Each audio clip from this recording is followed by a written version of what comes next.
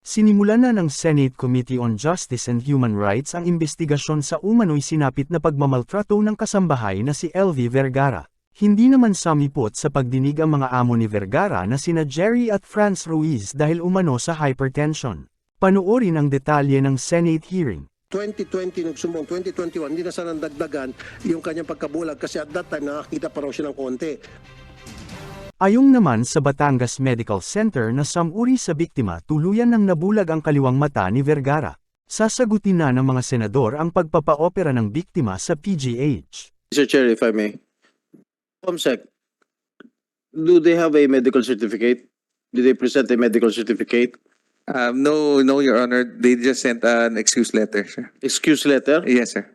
Ano to? Eskwelahan? Where is the excuse letter? I will furnish you, sir. One moment, please.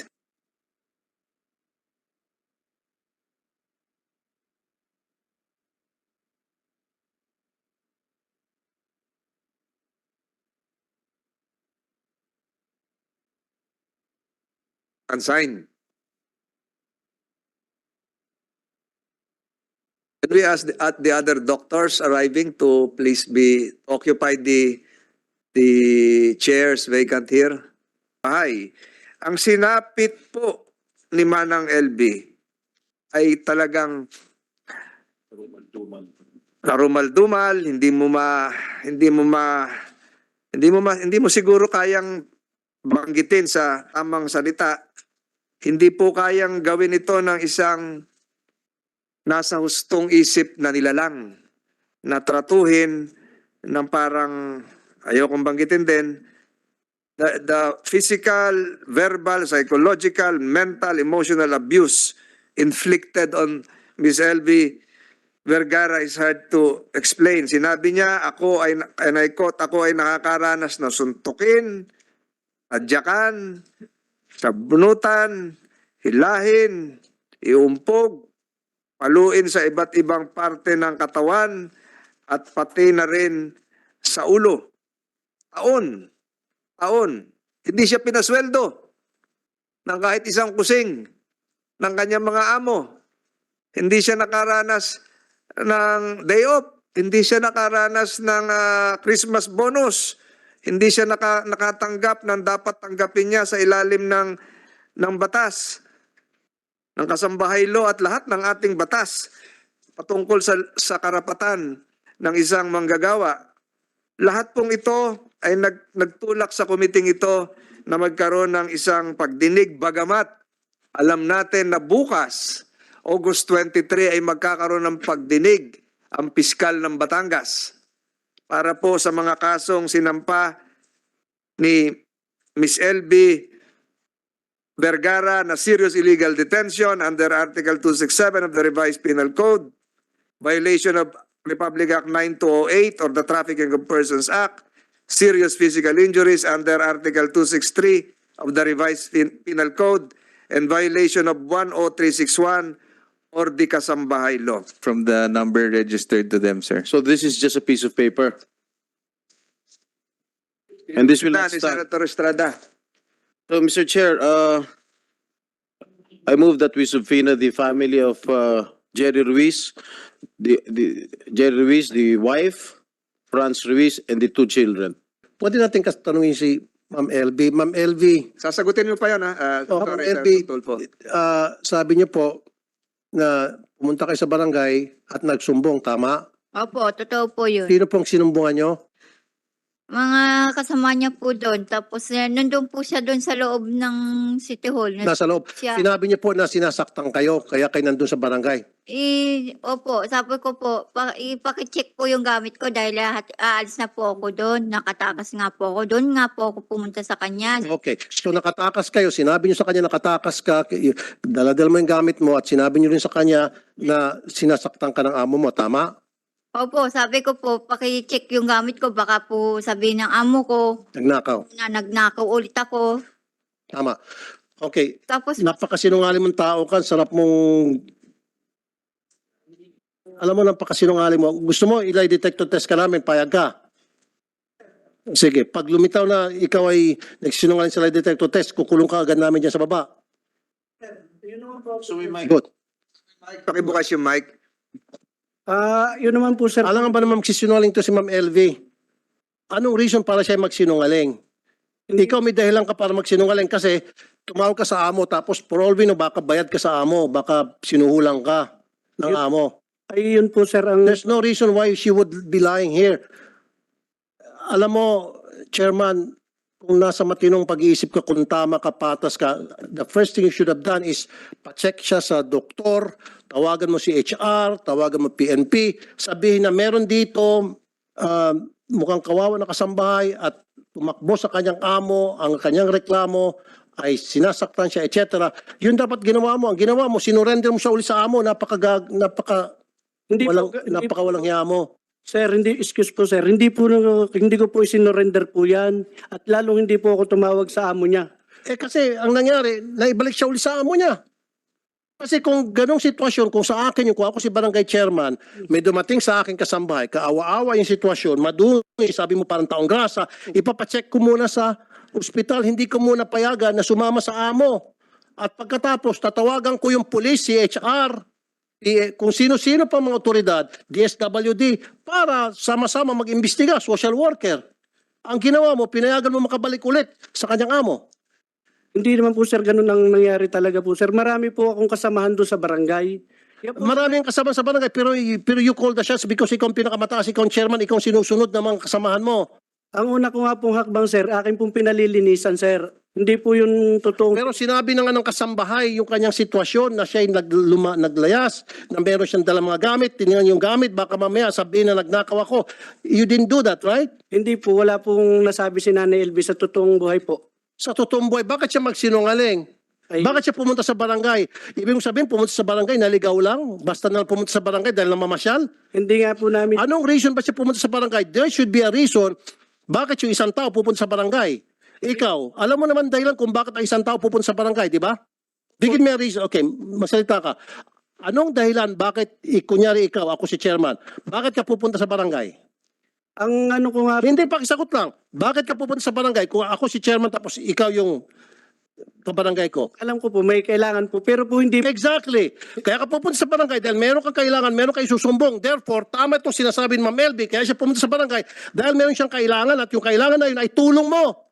Sir, hindi naman po talaga ganun ang totoong nangyari. Yun po talaga yung nangyari. No, kasasabi mo lang sa akin pupunta ka sa barangay kung ikaw si ordinary citizen at ako si chairman, pupunta ka sa barangay, galing na sa bibig mo na pupunta ka sa barangay, ang isang tao pupunta sa barangay dahil may kailangan siya. Kaya lang, hindi mo inasikaso yung pangangailangan niya, hindi mo siya pinagsilbihan. Inasikaso ko po, sir. Ang una ko nga pong hakbang, pinalilinisan ko po dahil po panahon ng pandemic. Hindi, Kaya nga, matapos mo siya palinisan, sana pinadoktor mo. hindi po, Sana tinawagan mo yung DSWD, tinawagan mo yung CHR, tinawagan mo yung PNP. sir, sana po makapagsalita din muna po ako, sir. Papayagan ka, Kapitan. Papayagan Opo. ka magsalita. Pero with the permission of Senator Tulfo. Isa na lang po. Sige po. Kasi, Chairman, hindi mo ginawa yung trabaho mo. Sa magkanong kadahilanan na hindi mo ginawa yung trabaho mo ng tama. Kasi kung ginawa mo yung trabaho mo ng tama, hindi na sana lumala pa yung sitwasyon ni Ma'am LV. Kaya sa lumala dahil sa naging pabaya ka sa iyong tungkulin. Kung ako dito ngayon sa committee, sampahan ka dapat ng kaso. Sir, Dereliction of duty. ayun po naman, sir, ay nasikaso po namin. Hindi pa nga po siya nakakapagsalita. Dumating na po yung kanyang amo. At sinabi po niya na sinusundan niya at nakaalis po sa kanilang tindahan. Yung Di mas lalo nung dumating yung kanyang amo, mas lalo ka dapat magtaka. Saan sinabi mo sandali lang, hindi mo ba sila pinag-uusap? wala naman pong naging reaksyon si Nanay Elvis. Sumama po naman siya ng kusa sa amo niya eh. Imposible naman yan. Kaya nga siya lumayas tapos sasama ng kusa. Wala pa nga po, Senator, na siya reklamo po sa amin. Mr. Chair, ipaano natin to, lie detector test, and then kapag lumitaw na sa lie detector test nagsinungaling to, ikulong natin sa baba. So kukulong kita. Napakasinungaling mong tao ka. Kapitan, kilala mo ba yung amo ni LB? Ano po yun? May tindahan po sila. Yun lang po ang aming pagkakilala. Pero ni number po nila, wala po kami. Hindi, kilala mo. Kilalo po. Kilalang tao yun doon. Yang kilala po siya na may tindahan. Kilala may tindahan. Nung pumunta si Manang LB ron, bulag na siya ang dalawang mata. Hindi ko rin po ma-sure, Senate Chairman, dahil po, pag ano nga po, ang una ko pong utos sa aking mga tanong, dahil may bowser room naman po kami, kumpleto po kami, pinalilinisan ko po siya. Yun po ang una ko pong naging ano po sa Nanay LB. Manang LB, nung kayo po ay pumunta kay Kapitan, dalawang mata niyo po ay bulag na o nakakakita pa kayo ng kalahati? Isang mata ko po, yung kanan. Ang Tapos po, kanan po ay nakakita pa. opo. So nakaharap niyo po si Kapitan. Opo, narinig ko po yung sabi niya po sa amo kong lalaki. O Sir Jerry, parang nandito yung sambahay mo, nandito. Nandito. Tinawagan o magkaharap. Hindi, para pong tinawagan, kausap. Wala po. Kinausap sa telepono, Opo, yung Jerry, yung amo mo. opo. Oho. So hindi totoo yung sinasabi ni Kapitan na kasunod mo na yung amo mo. Hindi po. So Kapitan, Sandali, Mr. Chair. Aling LV, ituro mo nga rito kung sino yung kapitan na kausap nyo. Hindi po makikita po. Hindi niyo makikita? Kilala ko po yung boses. Nabobosesan ninyo. Opo. Pwede mong ilarawan ang physical condition, malaki ba, maliit? yung naririnig ko yung tanong ng iyong abogado, sa natatandaan mo, yung itsura ng Kapitan na nakita mo no, kahit Yung- isang mata ka, Mataba po siya ng kaunti at yung matangkad-tangkad. kad. Tumayo ka nga kung matangkad ka. Tabangan. Medyo ano ka. Tapos papunta tayo sa DOH and PNP. Apo, Senator Padilla? salamat po, Chairman. Sundan ko lang po yung tanong ni Senator Raffy. Kasi dapat automatic yung Chairman pagka may dalawang partido doon sa harap mo. Kakausapin mo pareho, di ba? Di ba, bakit naman ang pinakinggan mo lang, yung amo lang, hindi mo kinausap yung isa? Di ba automatic yun, pakikinggan mo yung dalawang partido? Kasi nga po, Mr. Senator, wala naman, maganda naman po yung dating ni Mr. Ruiz. Wala naman pong panganong pinwersa si Nanay LB na Tumakas na nga. Tumakas na nga eh. Hindi nga po namin alam, sir, na may ganun nangyayari kay Nanay LB. Di ba Kasi sinabi ka mo nung amo na tumakas? tumakas nga daw po kasi ang sabi niya, kaiba na yung ginagawa niya sa tindahan. Wala na daw pong... Kaya nga, pinakinggan mo yung amo pero hindi mo pinakinggan si nanay. Ay hindi na nga po nagsalita. Sumama na rin po siya kay Mr. Ruiz eh. Dapat tinatanong mo, di ba? Di ba tinanong mo dapat? Di ba automatic yon pagka sa barangay, tatanungin mo yung dalawang partido. Di ba? Di ba ano po yan? Yan ang SOP? Ay yun po lang, sir, talaga ang naging pangyayari po sa Di, barangay. parang sinasabi mong hindi mo ginawa yung trabaho mo. Eh, ginawa ko po, sir, dahil Hindi mo kinausap. Di ba ang trabaho ng chairman, pakinggan mo yung dalawang partido? ay wala nga po sinasabi si Nanay LB. Hindi mo nga tinanong. Tinanong mo ba? Tinatanong po namin, hindi po siya... Tinatanong mo si nanay. Hindi po naimik. Nay, tinanong ka ba ni chairman? Kayo, nung nandun kayo. Po, hindi po. Ano lang? Basta lang po, sabi ko, ako pong nagsalita, sabi ko, Chairman, pa-check po yung gamit ko. Baka po, sabi nila, nagnakaw po ako doon. Nagsalita ka po, Nay. Opo. Chairman, nagsalita. Kapatid ni Ate LV. Ayun, ikaw yung nung nilipat sa Batangas City. Pero nandito naman yung sinumpang sa salaysay mo. Yes po. Oo. Si Miss Cueto naman ang Social Welfare Officer din ng DSWD. I think we have tackled a lot. Si Kapitan lang ang medyo na balljack dito ni na Senator Tulfo. Kasama sa trabaho yan ng Kapitan. Kapitan, okay lang yun? Ah? Okay. Okay lang, sir. Hindi naman po natin yung paniniwala ng iba't ibang tao eh.